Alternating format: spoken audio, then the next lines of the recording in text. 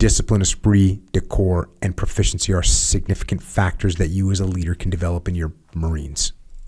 These, along with morale and motivation, will influence your success in combat. Man, when you're skilled at something and you practice and you train, it just helps in every aspect. Proficiency is so important.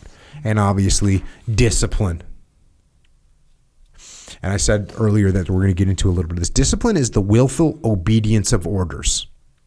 Discipline is exemplified by a situation where the individual has been taught to sacrifice their interest for the common good and respond from a sense of duty which is more important than individual rights or wants. Now, what you and I talk about a lot in here, the common good, this is, discipline, like self-discipline, is when you're going to do something that's good, not for you right now, not the donut, not the sleeping in, but what's good for the common good. That takes discipline. When the moment comes for a leader to send a Marine into harm's way, there's not room for discussion. Discipline ensures prompt accomplishment of assigned missions and spawns initiative, which guides your Marines' actions in the absence of order. Morale and motivation provide the foundation for discipline. More than being a simple mechanism for maintaining order, discipline is the essential condition within a unit that allows it to overcome the extreme fear and fatigue of combat. And this is the part that I wanted to get into. The 3 types of discipline. First off is self-discipline.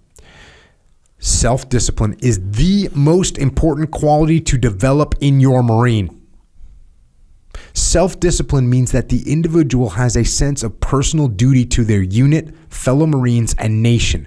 This type of discipline will hold your Marines sturdy against anything the enemy may throw at them because they have a firm inner conviction that they will not let their fellow Marines down. That's what we want. That's the most important quality to develop in Marine is self-discipline. And then it goes to unit discipline. Unit discipline is the behavior that results from the expectations of Marines in your squad. It arises from a form of peer pressure where a Marine knows that for an individual to belong, one must uphold the standard. This quality of discipline will hold the Marine steady while in the company of other fellow Marines. And then it gets to this, and this is why I wanted to cover this. Imposed discipline. Imposed discipline, this is probably the most important part of this book. Imposed discipline is behavior that is motivated primarily by your immediate supervision. Do it because I said so. It is a direct order to perform. Now, you've heard me say this many times. We don't want imposed discipline. And we definitely want to impose things on people. But here's the Marine Corps saying, hey, do it because I said so. And then they continue. This discipline influences your Marines to accomplish unpleasant or inconvenient tasks. And then it says this. Under extreme combat conditions, you may be required to resort to imposed discipline. It says the words required to resort to it. This is not what we want to be doing. Yeah. And by the way, it's under extreme combat conditions.